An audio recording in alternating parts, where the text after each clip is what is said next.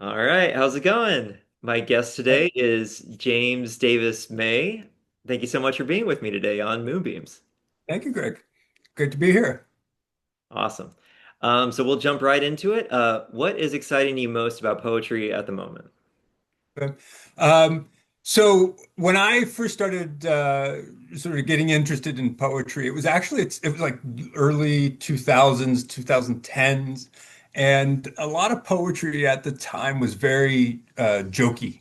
And I mean that not that it was funny, but that it was sort of walking into the poem was sort of this. It didn't feel like the poets were always taking poetry seriously, even when they were writing poems that were being published in great journals. Um, it seems to have gone away. And I think a lot of poetry right now is, even when it is funny, it's incredibly serious. There's a sense that there's something at stake. And so that's exciting to see. At the same time, I wonder. Sometimes maybe some political things that are happening might be causing that too. When the self is threatened, poetry gets a little bit more serious. So it's a kind of a double-edged sword there. So there's a good part to that, but I'm also mindful of the reasons for it. Excellent things to keep in mind. Love it.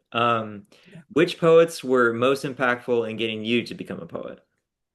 So without a doubt, at the very beginning, it was Robert Frost. I loved Robert Frost. I wanted to be Robert Frost. And then in college, I wrote a couple sonnets, and I think I used the word hark without irony, um, like twice in a poem. And my professor took me aside and said, you need to put Robert Frost away. Yeah. And so I did for a good while. In the meantime, or sort of after that, I found the Polish poet Czeslaw Milosz. And I mean, Frost is music, Frost is argument, but Milosz had this idea that poetry is the passionate pursuit of the real. And that's always stuck with me. Again, that goes back to that idea that, something's at stake here. So those would be the two um, probably most important early poets. Elizabeth Bishop would be in there too. Outstanding. All righty. If you could change something about how culture views poetry today, what would it be? All right. So I teach, and so when I'm teaching poetry, I sometimes get the sense that the students have been taught that poetry is somehow coy, that it's being withholding, that it doesn't want you to understand what it's about. And I think I mean, there might be some poetry like that, but for the most part, I think every poet wants to be understood, wants the poem to be heard. And so sometimes what I say is when a poem is difficult, it's not that it's uh, hard, it's that it might be communicating too much, not that it's trying to not communicate with you. So there's that. I also see sometimes the idea, that symbolism is like the most important thing for a poem, and that the poet is something like a sly Easter bunny going around hiding these symbols, and it's the reader's job to go out and find them. And so that might be a long-winded way of saying that the poem is about hearing charged language and enjoying it, enjoying that experience. First and foremost, it's many other things. But yeah, that idea that a poem is coy and withholding, and that the poet is somehow, raised above the reader intellectually or whatever. I don't like that. I like the idea that poetry is more of a um, leveled uh, art. Yeah. What a gem. Oh, love it. Alrighty, so gonna throw 10 words at you. Just a real lightning round type of word association game here. You ready? All right. I stammer, so I'm going to use that to my advantage. Awesome. Cool, cool. Alrighty, debate, Club. caffeine, Yum. honey, Winnie the Pooh. socks. Oh God. Important. Since we were talking about running.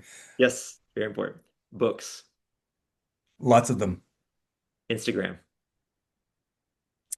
My cat. memory, Loss. ice, Cocktail. shark, Oh no. hope. A thing with feathers. Ah, yeah. Oh, I love it. Alrighty. And then a recent line of poetry that you found remarkable. This is a great transition, actually. So I'm reading Shane McCrae. It was just a terrific poet, and unlike anyone else, I think, writing right now. And he's got a series of poems in a book that I think came out maybe 3 years ago about an angel that the other angels, while God wasn't looking, put together very quickly and then pushed him off. And so they're called the angel is called the hastily assembled angel. And as far as a character goes, I've been reading these and I've just thought this is one of the most interesting poetic characters I've ever read. And so, but right before they're about to push him off, uh, down to earth, they decide, oh no, he needs some wings. And so I'm going to give, I think it's about 3 lines. And this is about what the angels do to put together those wings. So the other angels have okay, what are we going to do? And so they stitch together what was near, blood, emptiness, sun, since what was near was heaven, and what else would heaven be? I find the lines remarkable. I don't know exactly what to think about them, um, but I keep thinking about them. So that would be the sort of remarkable lines that have been in my head lately. Um, I may have transposed one or two of the order. I think it's blood, emptiness, sun. Yeah. Anyways, those are the lines. What a gift. I love that. Yeah. Um, Tremendous. Thank you so much. And then yeah, recent poetry wins. Where can people look up and get more Jimmy in their life?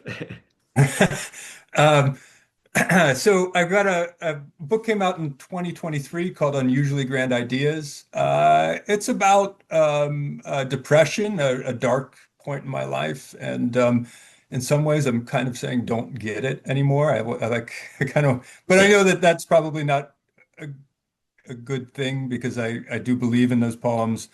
But yeah, that would be the most recent. Go to Bookshop, not Amazon or your local bookstore. But I'm working on another book right now that will be called My Lost Saints, that kind of looks at both traditional and secular ideas of sainthood.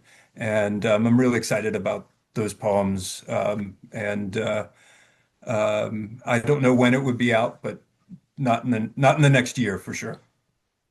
Gotcha, gotcha. Just a quick follow-up. Would that be condensing of the series you have, like the bird in the airport and those poems, or? Oh yeah, those patron saint there's a series of poems that are the patron saint of airport sparrows, patron saint of traffic lights. So they will all be included in there. But also some poems about some traditional saints like Saint Dymphna, who's the patron saint of mental illness. Um, uh, and really interesting story there. Saint Kevin, I believe. But yeah, just but building both secular and traditional ideas. So yeah, those poems will be there. Outstanding. Can't wait. Jim, thank you so All much right. again. This has been a pleasure. Well, this was a lot of fun. Thank you so much.